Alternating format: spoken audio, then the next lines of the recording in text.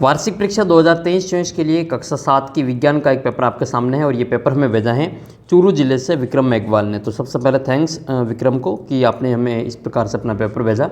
आप भी हमें अपना पेपर इस व्हाट्सअप नंबर पे भेज सकते हैं 7568350069। और इसकी PDF जो मिलेगी वो आपको अपने व्हाट्सअप ग्रुप में मिल जाएगी। आप व्हाट्सअप ग्रुप को ज़रूर ज्वाइन कर लेना।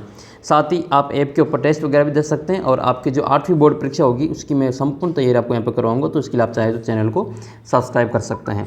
पहला प्रश्न आपके सामने है विज्ञान का, अपशिष्ट जल है, इनमें से अपशिष्ट जल का जो कौन सा उदाहरण है। तो पहला प्रश्न आपके सामने है अपशिष्ट जल तेल मिश्रित, झाग से भरपूर, शौचालय का जल या उपरोक्त सभी। तो इसका उत्तर हम क्या करेंगे, उपरोक्त सभी कर देंगे। पहले का आंसर आपको गड़ी वाला ग यहाँ पे लिखना है। दूसरा प्रश्न आपके सामने है कि सरल रेखा में अनुदित गमन करता है। तो सरल रेखा में कौन गमन करता है।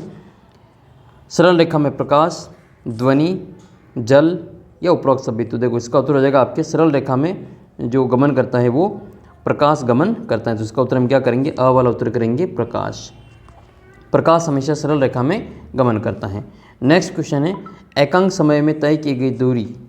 एकांक समय में तय की गई दूरी क्या कहलाती है, चाल, वेग, विस्थापन या दोलन। तो इसका उत्तर हो जाएगा आपके चाल। चाल बराबर सूत्र क्या होता है, चाल बराबर सूत्र लिखेंगे हम दूरी बटा समय।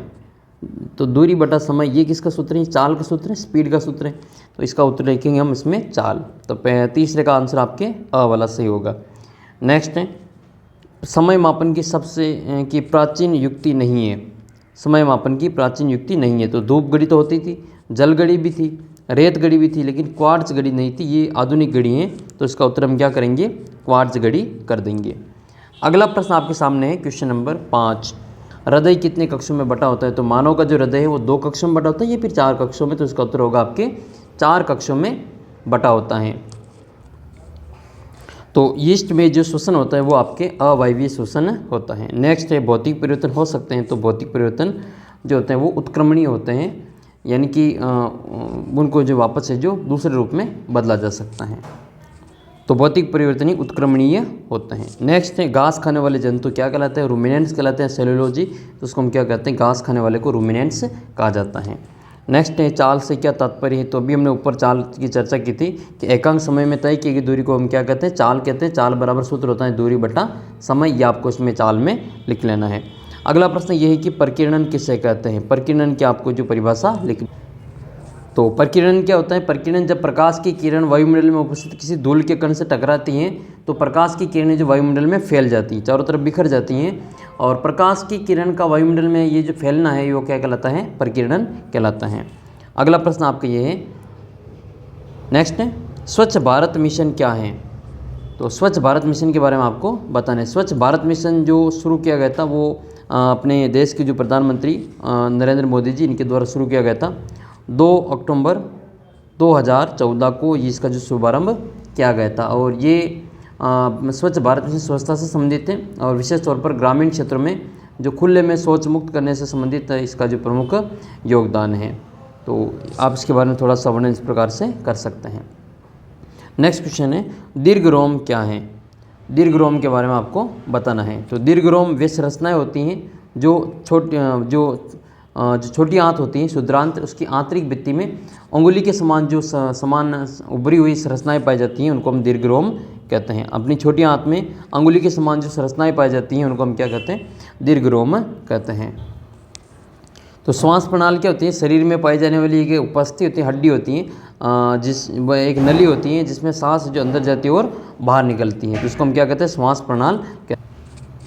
अगला प्रश्न आपके ये है कि समतल दर्पण द्वारा बने प्रतिबिंब के आपको लक्षण बताने की समतल दर्पण से किस प्रकार के प्रतिबिंब बनते हैं। तो देखो समतल दर्पण में पहला तो इसमें जो प्रतिबिंब बनता है वो आभासी और सीधा बनता है। इसका जो प्रतिबिंब बनता है वो कैसा बनता है, आभासी और सीधा बनता है। पहला तो आपको ये लिखना है। प्रतिबिंब जो बनता है वो आपके बिंब के आकार के बराबर बनता है, वस्तु के आकार के बराबर उसका प्रतिबिंब बनता है। यानी कि आप अगर जितनी बड़ी वस्तु दर्पण के सामने रखेंगे उसका प्रतिबिंब उसके दर्पण में इतना ही बड़ा बनेगा। तो वस्तु के आकार के बराबर उसका प्रतिबिंब बराबर बनता है। तो वस्तु के बराबर प्रतिबिंब बनता है। इसके अलावा दर्पण से जितना दूर आपका जो बिंब होगा प्रतिबिंब दर्पण के पीछे उतना ही दूर बनेगा। एक ये भी आपको इसमें लिख सकते हैं। साथ ही समतल दर्पण में आपने देखा होगा कि बायां भाग जो है दर्पण में वो दायां दिखता है और दायां भाग दर्पण में बायां दिखता है। इस दर्पण को हम क्या कहते हैं, इस परावर्तन को कहते हैं पार्श्व परावर्तन। इस को कौन सा कहते हैं, पार्श्व परावर्तन इसको कहा जाता है। तो पार्श्व परावर्तन भी आपको जो समतल दर्पण दिखाता है कि दायां भाग बाईं ओर दिखता है और बायां भाग दाईं ओर दिखता है। तो ये कुछ प्रमुख है जो इसमें आप इसमें लक्षण लिख सकते हैं। एक और चीज़ आपको ध्यान रखनी है समतल दर्पण से संबंधित कि आपको मान लो किसी भी वस्तु का आपको पूर्ण प्रतिबिंब दिखना है। आपको क्या करना है, किसी भी वस्तु का पूर्ण प्रतिबिंब देखना है। तो प्रतिबिंब देखने के लिए उस वस्तु का पूरा फोटो इस कांच में देखने के लिए कांच की लंबाई कितनी होनी चाहिए, जितनी भी बड़ी वस्तु है उसकी लंबाई का आधा कांच तो आपके पास में होना चाहिए। मान लो 2 मीटर की वस्तु है तो आपके पास में 1 मीटर का कांच होना ज़रूरी है, तभी आप 2 मीटर की वस्तु का पूरा फोटो इस 1 मीटर वाले दर्पण में देख पाएंगे। तो कोई सी भी वस्तु हो उसकी लंबाई का आधा दर्पण आपके पास में, आधा लंबाई का जो दर्पण आपके पास में होना चाहिए।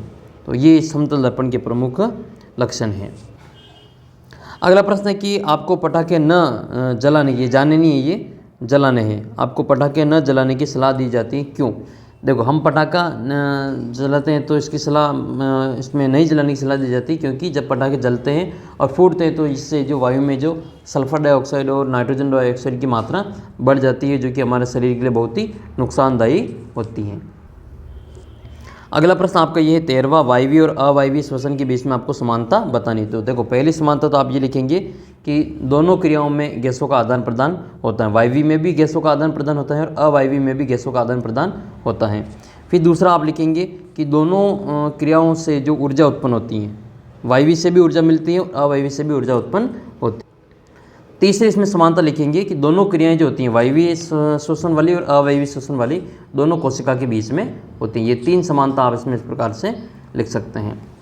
अगला प्रश्न आपका ये है कि जो जीवों को खाद्य की आवश्यकता क्यों होती है। तो देखो, जीवों को अपन भोजन की आवश्यकता क्यों होती है, तो इसका कारण हम लिखेंगे कि सभी सजीवों को खाद्य की आवश्यकता होती है, जिसका उपयोग हम किसके लिए करते हैं, अपने शरीर की वृद्धि और विकास के लिए, और उसमें क्षतिपूर्ति के लिए, मरम्मत के लिए करते हैं, और शरीर की रोग प्रतिरोधक क्षमता के लिए भी आपको जो खाद्य सामग्री की आवश्यकता होती है। हरे पादप जो होते हैं वो प्रकाश संश्लेषण के प्रक्रम द्वारा अपना खाद्य पदार्थ स्वयं संश्लेषित करते हैं। तो ये चीज़ें आपको इसमें लिख लेनी है। अगला प्रश्न ये है कि समझाइए कि वनों में कुछ भी व्यर्थ क्यों नहीं होता है। ठीक है, तो देखो, वनों में सभी मृत पेड़ पौधों व जीव जंतुओं में शरीर का जो अपघटक है वो जीवांश में बदलकर मृदा में मिला देते हैं, जो पौधों में अपना महत्वपूर्ण पोषक प्रदान करते हैं।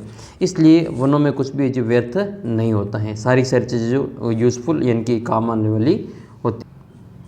देखो, स्वच्छता एवं रोग के बीच संबंध समझाना है तो आपको क्या करना है, इसके बारे में लिखना है कि स्वच्छता और रोग में गहरा संबंध होता है। देखो, रोग फैलने का मुख्य कारण है गंदगी।